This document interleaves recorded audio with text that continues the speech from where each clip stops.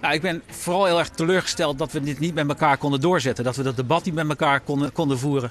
Ik had echt een andere lijn dan de lijn van Samson en Asscher. De andere twee die nu wel zijn doorgelaten. Dat was een heel mooi debat geworden. Een debat wat volgens mij nodig is. Want er zijn heel veel mensen zijn weggegaan bij de Partij van de Arbeid. Omdat we niet over bepaalde problemen willen praten. Omdat we op een verkeerde manier besturen. Kijk naar de verpleeghuizen. Had het graag aangegaan. Daar ben ik heel erg teleurgesteld over. Wie het flitslidmaatschap het enigste brekpunt?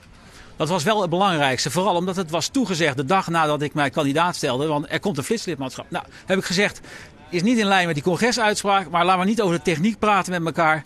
€2 één keer betalen en daarna houdt het op. Ik heb ook nog in de laatste dagen gezegd, maak er dan een proeflidmaatschap van. Net als bij een krant. Je bent een maand lid en daarna vervalt het. En dan krijg je daarna een e-mailtje. Het is afgelopen, beviel het, wilt u blijven?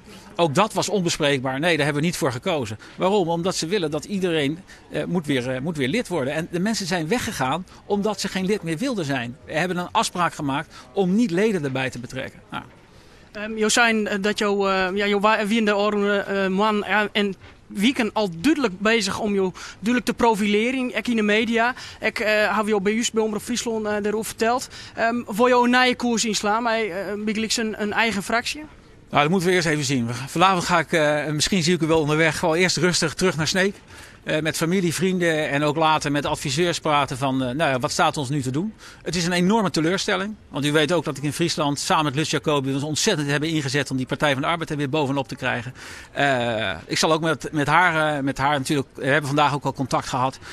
Dus die teleurstelling is heel erg groot. Omdat we juist hem ook in Friesland hebben geprobeerd het weer de goede kant op te krijgen.